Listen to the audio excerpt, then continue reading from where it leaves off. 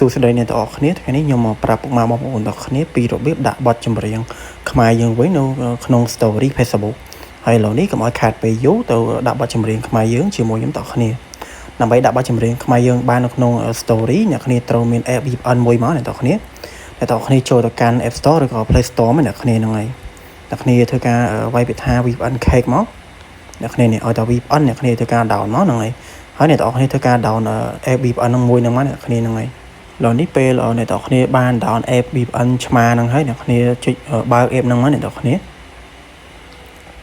ឡូវនេះអ្នកគ្នាចុចបន្តទៅមុខទៀតមកឥឡូវនេះពេលអ្នកទាំងអស់គ្នាបានមកដល់នៅកន្លែងហ្នឹងអ្នកគ្នាចុចលើទង់ជាតិលើនេះមកអ្នកគ្នាឬក៏ចុចសញ្ញាព្រួយបាញ់ទៅលើទៅក្រោមនេះចុចឡើងហ្នឹងមក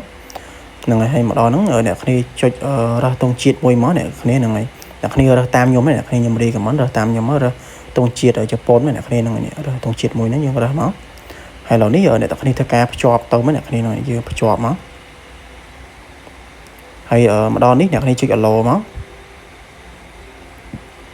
ម្ដងនេះទៀតអ្នកគ្នាដាក់លេខកូដទូរស័ព្ទអ្នកគ្នាចូលមកដល់ហ្នឹងហ្នឹងហើយឥឡូវនេះយើងឃើញ VPN មានន័យថាយើងបើក VPN ហ្នឹងបានហើយឥឡូវនេះយើងចូលទៅកាន់ Facebook យើងវិញអ្នកគ្នាហ្នឹងហើយ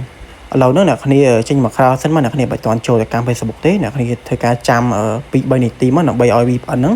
ដើរស្រួលសិនអ្នកគ្នាដើម្បីយើងចូលទៅកាន់ Facebook ទៅដើម្បីយើងធ្វើការ reset បទចម្រៀងខ្មែរយើងទៅអ្នកគ្នានឹងឃើញបទចម្រៀងខ្មែរយើងតែម្ដងឥឡូវនេះយើងចូលទៅកាន់ Facebook យើងមកអ្នកគ្នាហ្នឹងហើយឥឡូវនេះយើងចុចកន្លែងសញ្ញាបូកកន្លែងនេះមកអ្នកគ្នាឬក៏ពាក្យថា create story យើងចុចកន្លែងហ្នឹងមកឥឡូវនេះអ្នកគ្នារើសរូបមួយមកអ្នកគ្នាហ្នឹងហើយដូចខ្ញុំចង់ដាក់រូបមួយនេះមកដល់ហ្នឹងខ្ញុំសូមខ្វែងបត់ចោលមួយសិនអ្នកគ្នាសារឮបទចម្រៀងអញ្ចឹងអ្នកគ្នាហ្នឹងហើយឥឡូវនេះអ្នកគ្នាចុចនៅលើកន្លែងបទចម្រៀងនៅកន្លែងនេះមកអ្នកគ្នាហ្នឹងហើយអ្នកគ្នាចូលមកអាចនឹងឮបទចម្រៀងស្រាប់អ្នកគ្នាហ្នឹងហើយពេលអ្នកគ្នាបើក VPN ហើយអ្នកគ្នានឹងឃើញបទចម្រៀងខ្មែរយើងថ្មីតែម្ដងអ្នកគ្នាអាចមើលបានតាមហ្នឹងអ្នកគ្នាហ្នឹងហើយនេះបទចម្រៀងខ្មែរយើងហ្នឹងហើយអ្នកគ្នាស្រឡាញ់បទចម្រៀងអីគេអ្នកគ្នាធ្វើការដាក់នៅកន្លែងលើហ្នឹងមកហ្នឹងហើយដូចខ្ញុំចង់ដាក់បទចម្រៀងរបស់ Cambodia យើងអញ្ចឹងហ្នឹងហើយខ្ញុំធ្វើការ reset មួយផ្លែហ្នឹងហើយអ្នកគ្នានេះគឺជាបទចម្រៀងខ្មែរយើងជាច្រើនអ្នកគ្នាអាចមើលបានតាមហ្នឹងហើយពេលអ្នកគ្នាដូរ VPN ហើយអ្នកគ្នាហ្នឹង